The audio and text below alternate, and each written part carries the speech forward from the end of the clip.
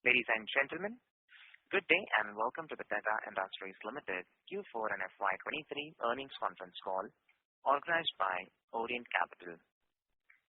As a reminder, all participant lines will be in the listen-only mode, and there will be an opportunity for you to ask questions after the presentation concludes. Should you need assistance during the conference call, please signal an operator by pressing star then 0 on your touchtone phone.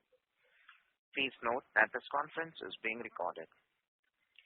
I now hand the conference over to Mr. Nachiket Kale from Orient Capital. Thank you, and over to you, Mr. Kale. Good evening, everybody. Welcome to the Q4 and FY23 earnings conference call of Tega Industries. Representing the management on this call, today we have with us Mr. Mehul Mohanka, Managing Director and Group CEO, accompanied by Mr. Syed Imam, Director, Global Project Manager and Head of Sales. Also with us is Mr. Kaushal Sureka, BGM, Finance and Accounts. Before we proceed, a disclaimer. This conference call may contain some forward-looking statements which are based on beliefs, opinions and expectations of the company as on date. A detailed statement has also been given on the company's investor presentation, which has just been uploaded to the stock exchange. I hope everyone had a chance to go through the results. I would now like to hand over the call to Mr. Mehul Mohanka. Over to you, sir. Thank you. Good evening on behalf of Tega. I would like to extend a cordial welcome to everyone for joining us on our earnings call today. I have with me today on this call Mr. Imam, who is our Director of Global Sales and Marketing, and Mr. Kaushal Sureka, who heads our Finance and Accounts. I'm delighted to state that our business has experienced significant growth in key metrics during the fourth quarter, building upon the strong momentum we achieved throughout the year. We have witnessed robust sales growth across all regions, reflecting the effectiveness of our strategies and the value we provide to our customers. Furthermore, our expanding improved operating leverage and substantial margin improvement, both on a yearly as well as quarter-over-quarter basis. Despite the challenging global macro environment characterized by geopolitical issues in Europe, a recessionary outlook in leading economies, currency volatility, and inflationary pressures on raw materials, we have managed to deliver significant improved results. In addition to our strong performance, I am pleased to inform you that we have made an important strategic move by acquiring McNally Synergy Engineering Limited. This marks Tega's first acquisition in India and fourth globally. McNally Synergy Engineering Limited is a renowned company which offers innovative solutions in manufacturing and marketing of crushing, screening, grinding, material handling and mineral processing equipment, complemented by integrated customer support and after-sales service. This acquisition represents a significant step towards expanding our product portfolio, both in terms of products as well as services and spares. The broader range of offerings is expected to enhance our company's sustainability and drive future growth. It is imperative to note that McNally Synergy Engineering Limited is an operational company that is not losing cash, and we anticipate strong growth in the coming years. Looking beyond this acquisition, we are also excited to share that our expansion project in Chile is progressing well. We have successfully completed the land acquisition process and are currently awaiting further statutory approvals so as to commence construction. We will keep you updated on the progress of this project and provide any relevant updates as they become available. In conclusion, I have strong confidence that Tega Industries Limited is well positioned to seize the opportunities within the sector we operate in and generate long-term value for all our stakeholders. I would like to express our sincere gratitude to all our investors for their unwavering faith in our company. Thank you all, and now I would like to hand over to Mr. Kaushal Sureka to take you through the financial performance of the company for the period under review. Thank you, sir. Good evening, all the participants. I would just like to share the highlights of the financial performance of Tega Industries for the fourth quarter as well as for the whole year. So, if you look at the fourth quarter, the revenue has gone up to 396 crores from 290 crores in the last year's similar period, showing a strong performance of growth of around 36%. Our operating EBITDA stands at 102 crores, which is 25% of our revenue, as compared to last year's 23.8%, so which shows a margin expansion of 200 basis points. On a full year basis, our revenue has gone up by 28% on a YOY basis. Against a revenue of 950 crores last year, we have reached a revenue level of 1,214 crores in this financial year. The operating EBITDA for the full year is at the range of 22% against the operating EBITDA of 19% in the year preceding to this financial year. The PAT margins remains healthy at a percentage of 15% on revenue, which was in the last year close to 12.5% for FY22. We have been able to manage our working capital well, which was on a higher trajectory last year because of the supply chain issues which we have seen during the fourth quarter of the last financial year, which has improved by around 20 odd days in this financial year, which is easing out the working capital pressure on the company. Our order book as on the 1st April 2023 stands at close to 340 crores. We can now keep the floor open for any specific question and answers. Thank you very much. We will now begin the question and answer session. Anyone who wishes to ask a question may press star and 1 on the touchtone telephone. If you wish to remove yourself from the question queue, you may press star and 2. Participants are requested to use handsets while asking a question. Ladies and gentlemen, we will wait for a moment while the question queue assembles. Ladies and gentlemen, in order to ensure that the management is able to address questions from all participants in the conference, please limit your questions to 2 per participant. Should you have a follow-up question, we would request you to rejoin the question queue. The first question is from the line of Mohit Kumar from ICICI Securities. Please go ahead. Good evening, sir, and congratulations on a very good quarter and a fiscal year. So the first question is it possible to break up the volume and value growth for the Q4 as well as for the entire year? So the volume growth, we had also given a direction till 9 months. The volume growth remains in the range of 16 to 17% for the whole of the year, and we are tracking the same kind of a range in this quarter as well. And the price increase in the range of 5 to 6%. And there's a bit of a foreign exchange gain also on account of currency improvement, so that's in the range of 1%. The second question is, sir, can you just break up the revenue between Dana Prime and non-Dana Prime business?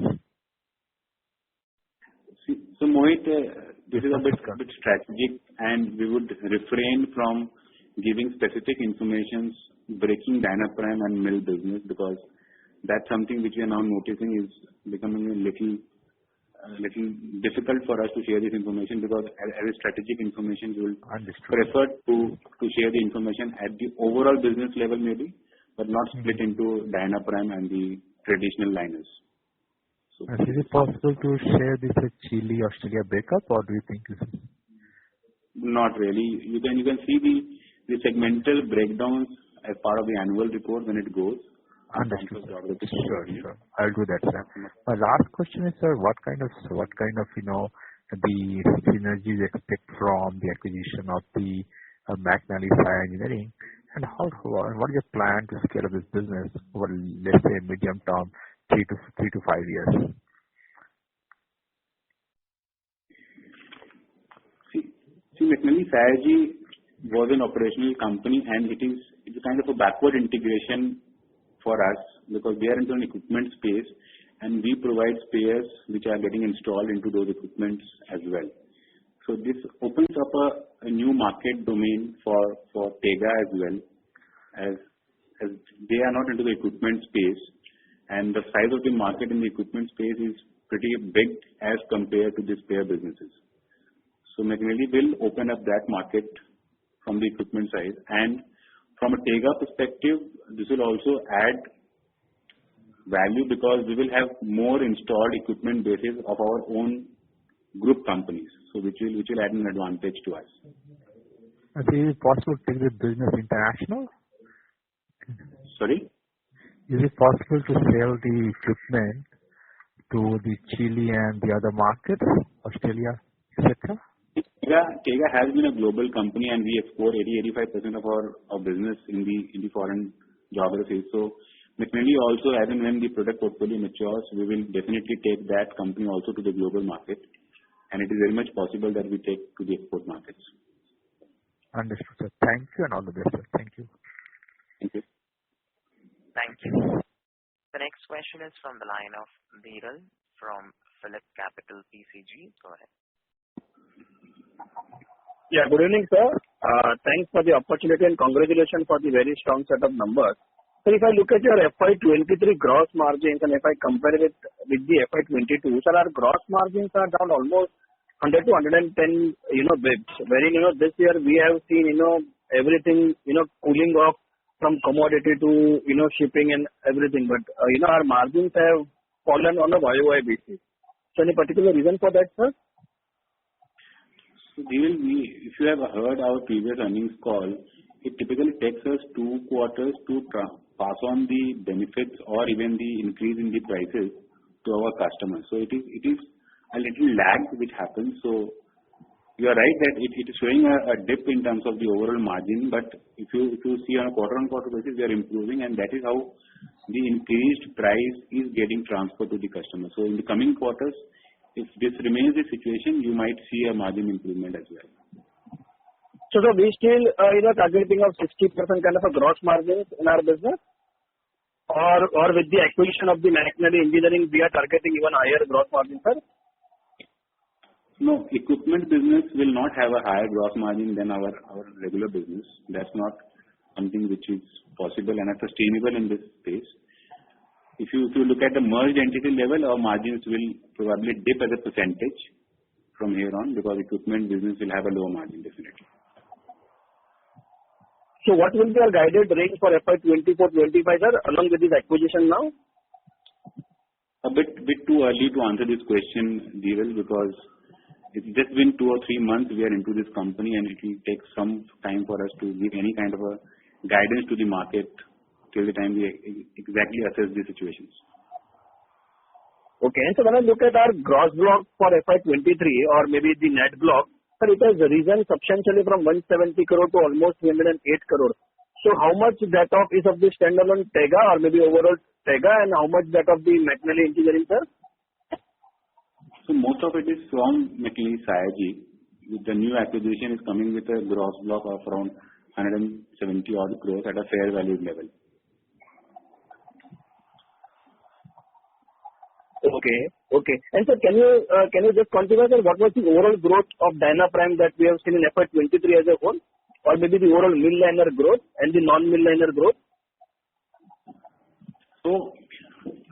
So on a Dynaprime, as we already mentioned, Dhiral will not be answering specific questions on Dynaprime because that's a strategic product, and we will not be sharing those informations going forward. But on mill liner basis, we have grown in the range of 20-22%, which is the 70-75% of our business. So on an overall business basis, we have grown to 23%. So I think that answers your question that mill happens to be 70% of our business. So the majority growth comes from the mill business. And sir, on the non-mill liner part, how much that have grown? Because this year we have seen a very good growth as of 9 months. So what was the overall growth for FY23, sir? So if you talk about overall growth, we are 24%. Mill liner has grown in the range of 20-21%. So non-mill is in a bit of a higher range, but not crossing 30%. It will be in the range of 25 to 26%.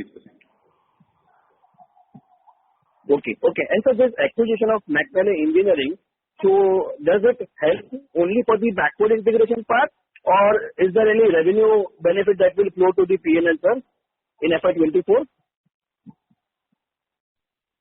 Sorry, I did not understand your question. So this the acquisition of McNally Engineering, does it help only on the backward integration part, or it will help in generating the revenue as it will expand our product basket, sir? See, McNally Sayaji will definitely add in both the spaces. It also help increase Tega's revenue because we will have more known installed bases wherein McNally's equipment will be installed. So we will be able to push our products also faster there because it's coming from the same brand. And McNally and equipment space will also give us new geographies and new market also. So as a group, we will have equipment business coming in, plus the spare business will get a boost because of our own equipment getting installed at the customer sites. So what kind of revenue, sir, we are looking on the McNally Sayaji part FY24 and FY25? See, at the time of acquisition in the press release, we have mentioned that we are looking in the range of a CAGR growth of kind of 15% for this business. They have done in the range of 12-15% in the last 2 years since they were into NCLT. And we believe that in the initial first 2 years, we'll be able to higher up it by at least 2 or 3%. And 15% is a reasonable number, which we should be able to achieve for the next 3 to 4 years on a CAGR basis. Thank you. Mr. Dhiral, may we request that you return to the question queue for follow-up questions. We'll take the next question from the line of Sandeep Tulsian from JM Financial. Please go ahead. Yeah, hi. Good evening and congratulations on this fantastic set of numbers. I have just one question regarding McNally Sayaji. I think the equipment sales that we have reported seems to have very high EBIT margins in the reported numbers. So should one look at these margins to be sustainable going forward as well, or it has to be looked after eliminating the inter-segment amount as well that shows over there? So Sandeep, to answer your question, we have consolidated the best part of McNally's business into our financials, which is the last 5 weeks of the year. So if you look at the business lumpiness, that's the best period for any company to book revenues, right? So that is what getting consolidated. So you're right, these numbers are showing a healthy EBIT, but that's not sustainable as a percentage of revenue. We might track, as I mentioned, at a 15% CAGR on the revenue, but the margin levels will not be a percentage what is right now getting consolidated with Tega. They will have a lower EBITDA margins and the lower gross margins as compared to Tega's business because the nature of the business is such. Right. So see, when we compare other peers in this space, typically margins are, I mean, of course they're all over the place, but it's give or take 10% plus minus maybe 2 to 3% over there. So should we consider a similar range, or the product portfolio and competitive intensity is different, where margins should be outside this range if you could guide where they should be going forward as well?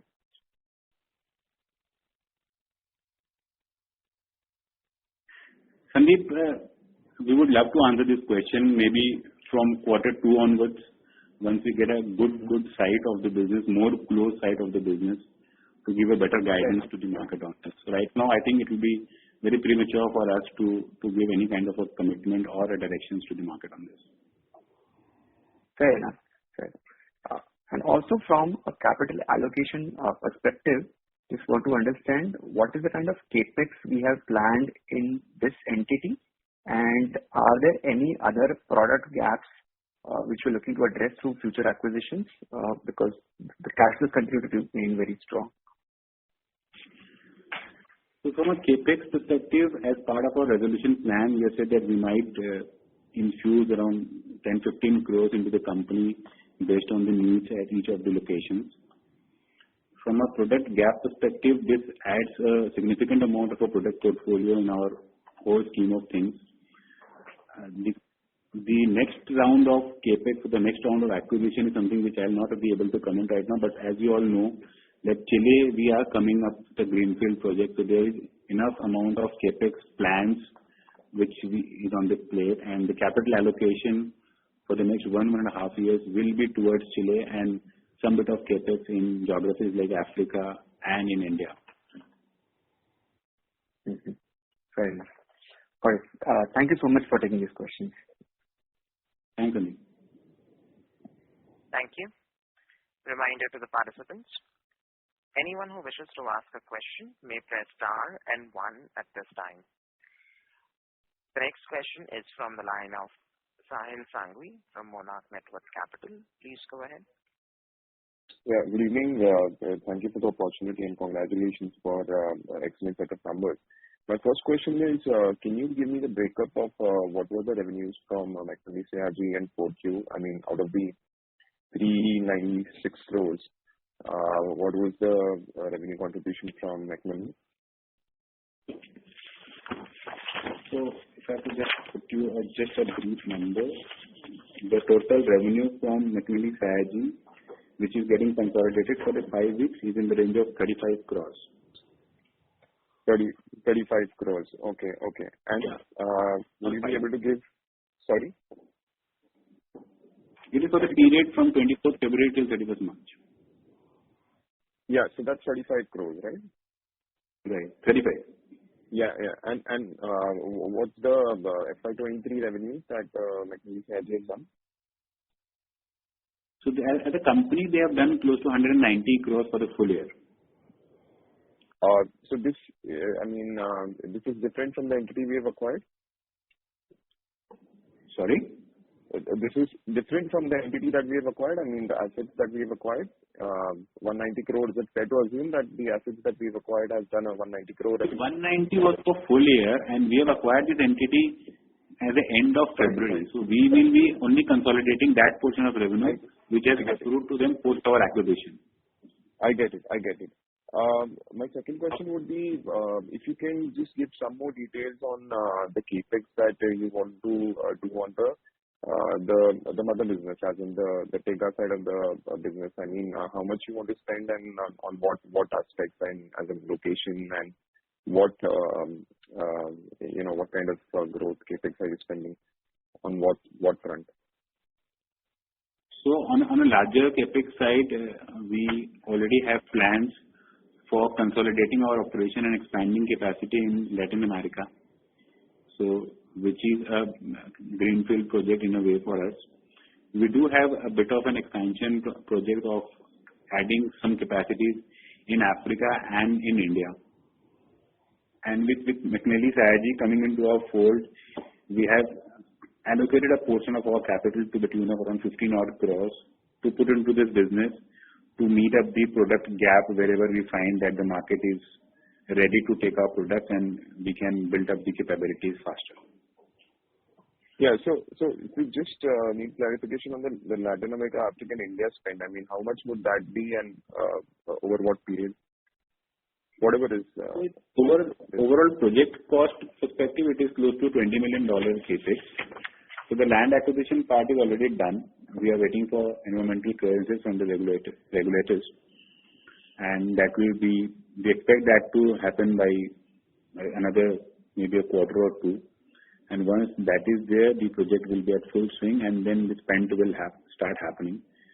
And that is going to be funded through an optimal mix of debt and equity. This is across all the 3 locations, or this is just Latin America? This is only for Chile. The $20 million is only for the Latin America region. And the other 2 locations, would there be any significant? Not a very significant amount, not as big as in Chile. So we will have around, initially we have said that for the next 3 years we had a project of around overall $30 million. 20 million goes to Chile, and then rest of the 10 million will be in Africa, India, and now with McNally coming in, you can add $2 more million to that. Okay. And this 20 million for Latin America, would that all be spent in FY24, or that will be spread over next 2 years? So the idea is to spend it as soon as we're waiting for the environmental clearances, because we are already short of capacity there with the kind of demands we are looking in. So the moment we get these environmental clearances, the project will be at full swing, and we expect that we will be able to spend most of it in 24. There might be some spillover which might happen in 24-25, the initial first or 2 quarters. Right. And from the demand perspective, like how do you see the mother business growing, as in the Tega business growing for the next 2-3 years? So we have always mentioned that we target and aspire to grow at a 15% growth rate, and we have been doing it for last 5 years now. So we'll be keeping the same track, and we'll be targeting that number as well. Okay. Thank you so much, and all the best. Thank you. The next question is from the line of Sandeep Jain from Baroda BNP Paribas Mutual Fund. Please go ahead. Thanks for taking my question. So first, if I can understand, I understand 190 crores of McNally Sayaji revenue for FY23. What amount of EBITDA they have made? Can you disclose? See, that does not make much of a sense for us because that the major part of that revenue was generated when we were not part of that company. So we acquired this company only in the last 24th February, which is like 5 weeks. So I think we should be looking into their future prospects more than what they've done in the past. So we will track a revenue growth of close to 15%. EBITDA margins we need to revisit, and only once we get a better sight on this, we'll be able to give you that numbers. No, I'm just trying to understand whether there is some kind of operating leverage can be achieved or some kind of, low-hanging fruits is there and all. I understand it is not kind of comparable, but just wanted to understand the numbers. Fine. Right. Even during this guarantee period, they have reported profits. So that's something which you can consider as an upside for them. Yes, they did not have a debt on their balance sheet, so that makes it all the more reason for them to report profits. But going forward, as I said, that we will have to wait and watch till another 1 or 2 quarters. Got it. And second, if I can understand, so somewhere around 250-260 crores we are going to spend in next 3 years, right? If I can get 32-33 million kind of thing, right? Mm-hmm. And currently, if I look at the way the debt is there, so any kind of, peak debt are we in our mind and we want to, reduce the debt position going ahead? So our present debt equity ratio is in 0.3 and our net debt positions after this acquisition remains at 70 crores at the debt level. Okay. Right. And our EBITDA for this year is close to 260 crores, which is 4 times the debt. So we are at a very healthy position in terms of the debt. So any new capex can very well be funded through an optimal mix of debt and equity. We can even think of funding entirely through internal accruals as well, because the amount of cash sitting in the balance sheet will permit us. But that's something which, as and when we have to spend, we have to look at the market and take a conscious call. Got it. And all the new capacity or all the new capex which we are doing on Dynaprime or we are doing on other products, and what would be the total nameplate capacity after that? Our capacities are very much fungible, right? So it's not that when we add capacity, it can only cater to Dynaprime or it can only cater to mill. It's largely fungible. So any capacity addition can serve that particular market for those kind of products. So it's an overall basis capacity. It's not for a particular product level. Okay. Just one last question. Sometime back we have, got the news that Chile and, some other geography are nationalizing all mines. So, any kind of impact on us on that news and or I'm just, theoretically or hypothetically any kind of issues on that? No. Chile had a political, this is Imam here. Chile had a political change with the left coming in heavily in power, last year. And the new constitution, the left had proposed some of the things, One of the biggest copper mines over there, Codelco, is already government owned. Okay? But at the same time, now what has happened in the last 4 months, there has been a very large change again in the political situation over there. So some of these issues which had cropped up year before last, I don't think is going to get implemented fully. So, and private companies have been very large in Chile. Even for government company, we are in the space of consumables, okay? And if the mines are operating, they need that.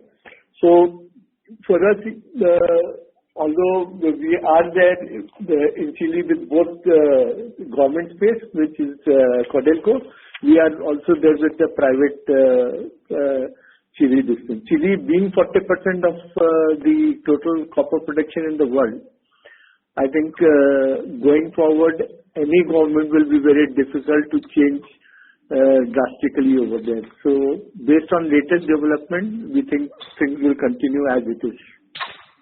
Got it.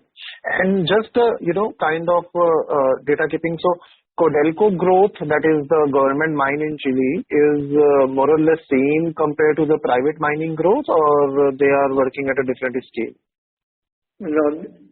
As far as growth is concerned, I think both the mining and the Codelco as well the private sectors are all working in the same kind of space because they have to continue to cater to the larger demand of copper that is going to come up with the EV sales.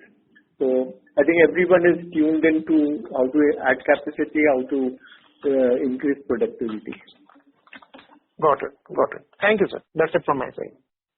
Thank you. Thank you. Reminder to the participants, anyone who wishes to ask a question may press star and 1 at this time. The next question is from the line of Mihir from Carnelian Capital. Please go ahead. Yeah, hi. Thanks for giving the opportunity and congratulations on a great set of numbers. So you mentioned about the $30 million capex. Just largely wanted to understand on the operational numbers front. So what kind of capacity addition are we looking at Chile and India? In operational terms, if you can clarify, that will be really helpful. And my second question was on the right to win. When we see other global companies, they are also present in the overall mill business itself. So what is the differentiated, right to win that we are having, specifically with reference to Dynapine product, which is giving us such a good growth, and despite the fact that we are operating only the mill liner business versus those companies also having their own mills. So that will be really helpful.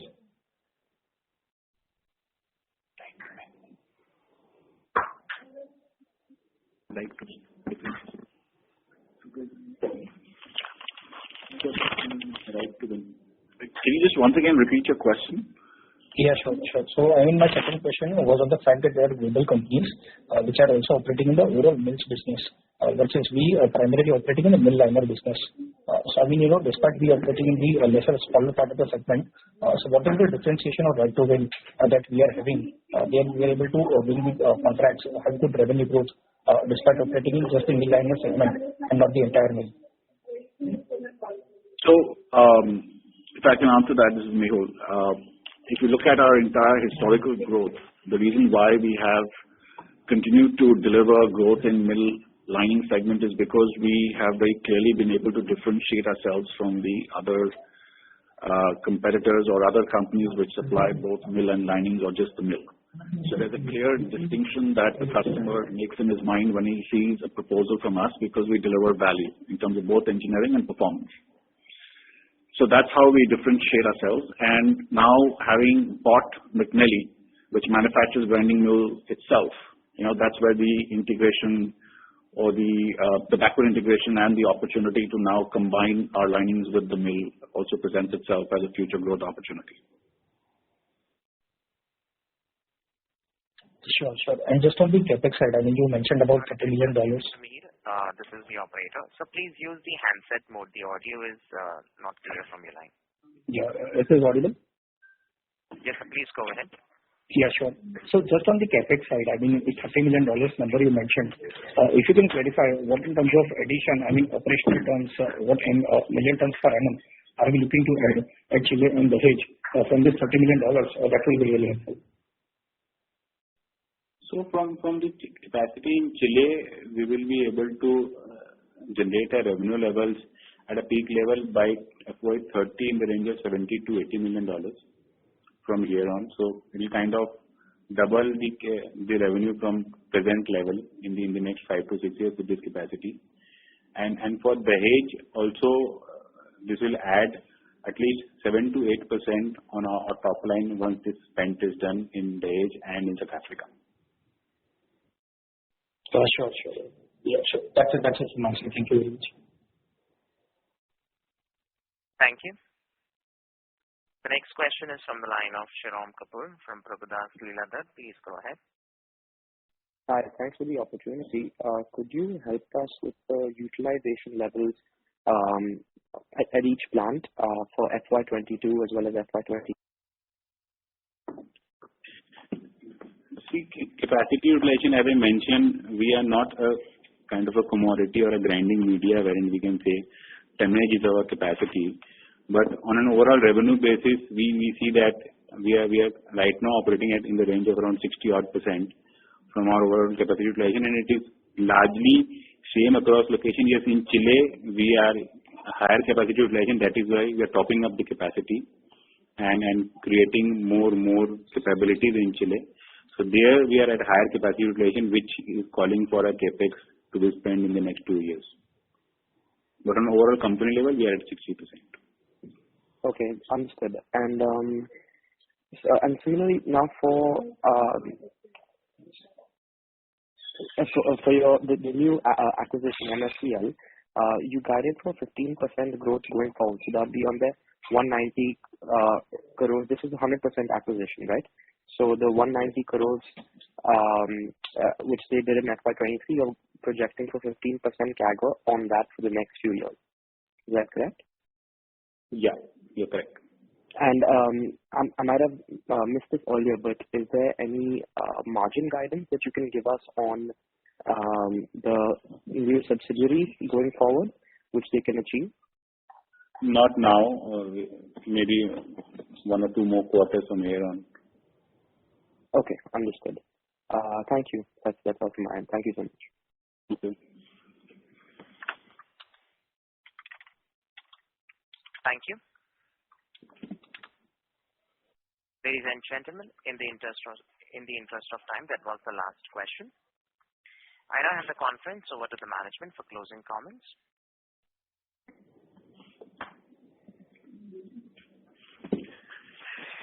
Thank you to all the participants for attending this call and asking us questions which also allow us to introspect further and help you clarify your doubts around our business. And we're happy to handle these queries in the upcoming earnings calls for the coming quarters.